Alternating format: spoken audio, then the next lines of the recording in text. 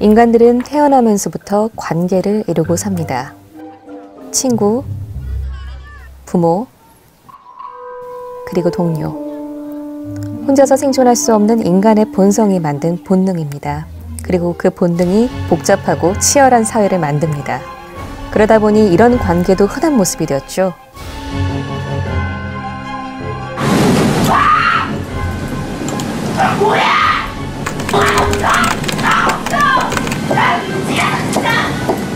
세상사 모든 일에는 그 기원이 있습니다.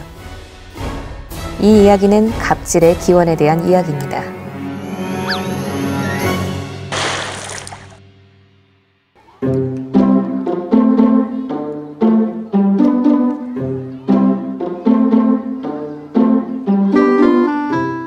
인간과 마찬가지로 대부분의 동물들도 관계를 이룹니다.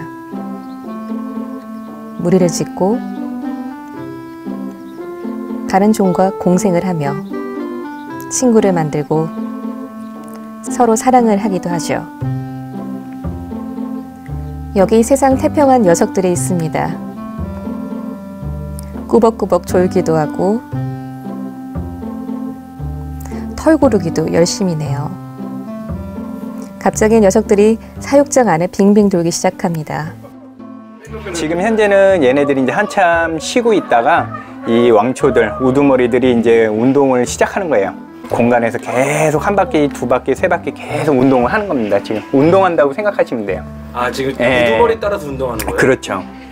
우두머리가 혹시 누군지 알 수 있어요? 지금 보시면은 저쪽도 가고 있고요. 지금 이 녀석이 우두머리 원숭이입니다.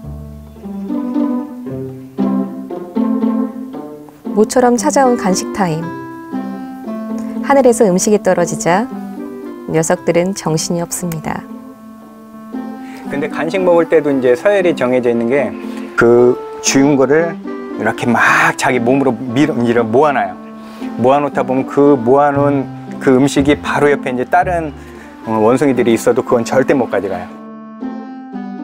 낮은 서열의 원숭이들은 우두머리 그룹에 밀려 남은 먹이만 집어먹습니다. 보통 다른 침팬지나 보노보 이런 동물들은 강자가 약자를 그야말로 갑질을 해서 억압하고 지배를 함으로써 자신의 높은 지위를 유지를 한다고 이야기를 합니다. 인간과 DNA가 가장 유사한 유인원들의 삶도 쉽지는 않네요. 뭐 그거는 이제 사람의 판단으로 인해서 이게 그렇다 저렇다 할 수는 없지만 이 우두머리가 있는 와중에 자기 주변에서 뭔가 좀 생각지도 못한 의도의 행동들이 나오면은 그냥 바로 쫓아가서 또 공격하는 행동도 하긴 해요. 응징을 당하고 그 응징 당하고 나면은 이제 많이 눈치를 보면서 많이 그 무리 내에서 지내려고 또 자기가 나름대로 많이 노력을 하죠. 원숭이 사회에서도 의들의 삶은 참 고달프기만 합니다.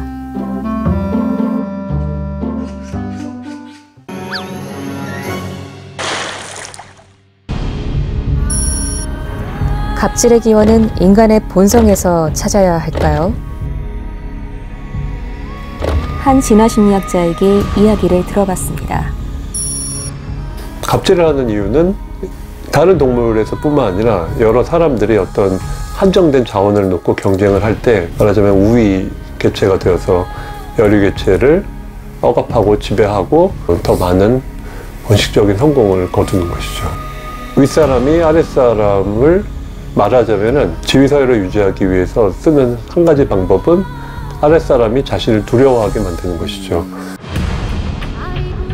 정 교수에 의하면 갑질은 유인원에서 인간으로 진화하기 전부터 가진 본성이라고 말합니다. 하지만 인간은 진화를 거듭하면서 새로운 본성을 가졌다고 합니다.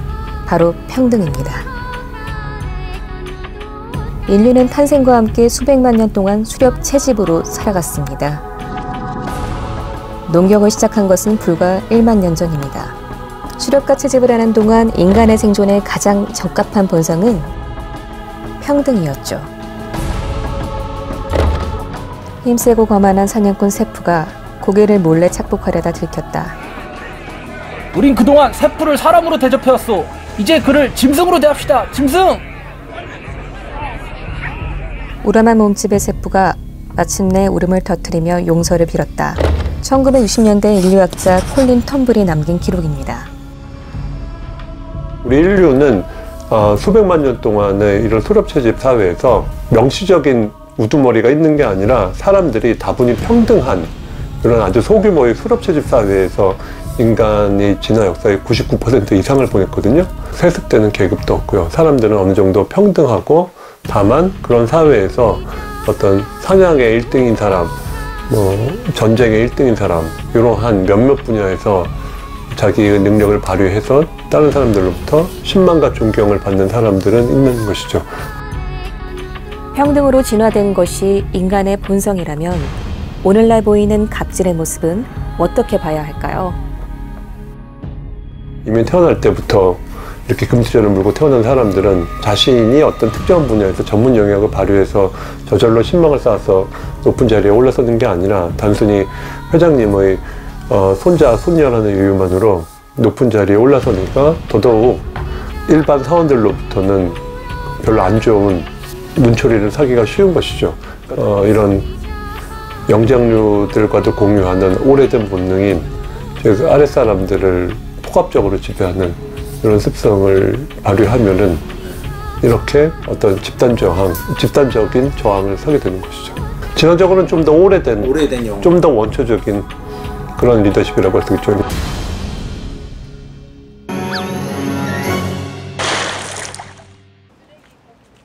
원초적인 갑의 모습은 왜 오늘날 다시 나타났을까요? 정 교수는 농경이 시작되고 사회가 거대해지면서 평등을 추구하던 인간의 본성에서 갑질의 본능이 다시 발현되기 시작했다고 합니다. 하지만 을들은 살아갑니다. 안녕하세요. 서빙도 해봤고, 주방보조, 설거지 그런 것도 해봤고, 예, 이제 인형탈 알바, 그리고 이제 은행에서 이제 현금 수송해주는 것도 해봤고. 갑질이요? 예, 있죠. 이제 부당한 지적질이나 명령질이나 또 화를 버럭 내기도 하고, 밑에 사람이라고 경력이 안 된다고 좀 짓누르는, 정신적으로 그런 경우도 좀 있었어요. 그냥 이게 네, 보세요. 쉴 틈이 없네요. 을들의 반란이 일어나고 있습니다. 하지만 이는 특별한 일이 아니라 인간이 본래 가지고 있던 본성, 갑을 제어하는 평등의 본성이 발현된 것은 아닐까요? 저였으면 저도 똑같이 그렇게 집회에 참석을 해가지고 부당한 행위다라고 외쳤겠죠. 부당한 행위니까요.